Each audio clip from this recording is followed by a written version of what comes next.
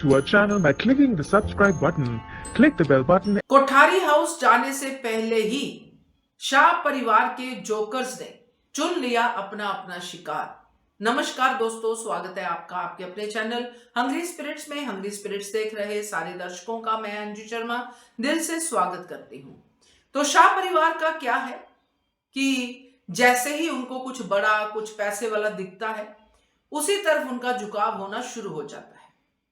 अब middle class कहते हैं, मगर मिडिल क्लास कितना ही मुकाबला कर ले, मगर कोठारीज की क्लास के साथ मिल नहीं सकती है।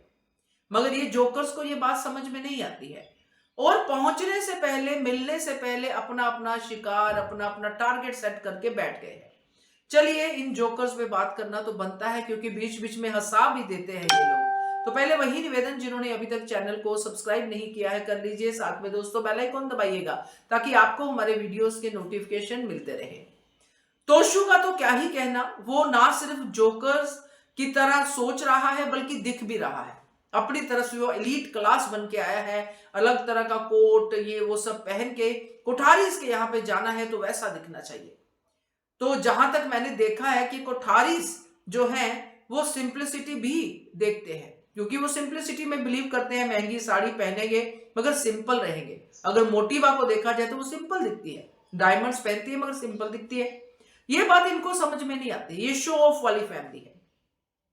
अब तोशु का टारगेट सेट है कि मुझे कोठारीज के साथ आगे बिजनेस बनाना है, मुझे सोशल मीडिया पे फेमस होना है, मुझे पैसे कमाने हैं। वो तो पहले से ही है, हर बार वो नया शिकार ढूंढता है, फेल होता है, ढूंढता है, फेल होता है। अब पाखी का शिकार तुम्हें पता ही था, अगर प्रेम निकल गया प्रिंस चार्मिंग हाथ से, तो अब उसका भाई, चाचे का बेटा राजा, तो पाखी अपनी बेटी को रगड़ रही है, तैयार कर रही है, चल भाई तू तैयार हो जा। जबकि ईशानी बिल्कुल इंटरेस्टेड नहीं है, वो अपनी दुनिया में खुश है। जैसे माँ कहती है तो कि माँ की जो है उसको रजामंदी चाहिए, तो माँ को खुश कर देती है उसके हिसाब से एक्ट करके, बट वो अपनी इन्फ्लुएंसिंग की दुनिया में खुश है। अब ईशानी को कोई खास इंटरेस्ट नहीं है, बट डेफिनेटली वो अपनी माँ की बातों को मान के आगे जरूर बढ़ेगी। तो ईशानी और पाखी का टारगेट सेट है। अब इधर अंश भी टारगेट सेट करके बैठा है कि गौतम को इंप्रेस करना है, मगर गौतम है टेढ़ी खीर, वो अंश का शिकार करेगा ना कि अंश गौतम का। तो ऐसे करके इन सबने अपने अपने टारगेट सेट कर लिए हैं। तो ये जो टारगेट सेट होते हैं, तो उसके बाद जो एक्ट होते हैं, तो उसमें ये जो टारगेट सेट करने वाले लोग हैं, ये दूसरों को डम समझ बैठते हैं कि हमने टारगेट सेट किया, हम अचीव करेंगे।